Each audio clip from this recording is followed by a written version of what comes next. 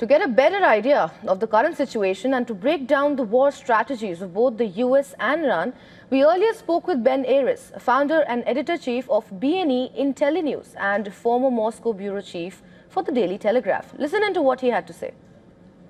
In the initial exchange, everyone fired a lot of missiles. However, for Iran, they have a huge stockpile, which they've built up over 10 years, of very sophisticated drones and missiles.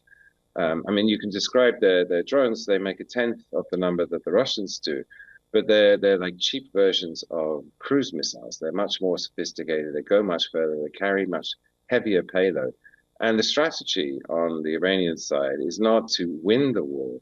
All they've got to do is stay in it longer than the Americans can bear the pain of oil prices going up to $200.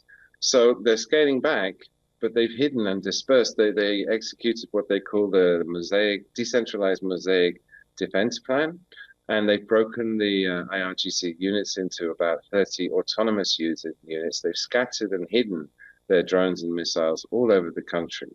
And what they're looking for here now is to just spin this out, because Trump has a hard deadline. He can't go into the midterm elections in November still fighting this war. But the Iranian army can take as long as they like. And all they need to do is hunker down and not stand in front of American guns, and then keep peppering US bases, Israel, the Gulf states, oil production to cause chaos.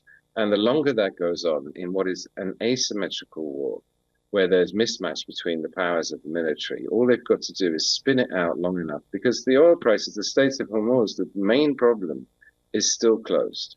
And as long as that's closed, the oil prices are going to continue to go up. We've seen them bounce around, but they're back above $100. And that feeds through. So fertilizer prices are now rising. Plastic producers in Asia are now having to cut down.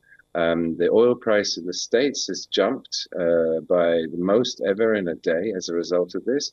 And that's their strategy. They're going to continue to cause chaos because their big stick is turbulence on the international energy markets.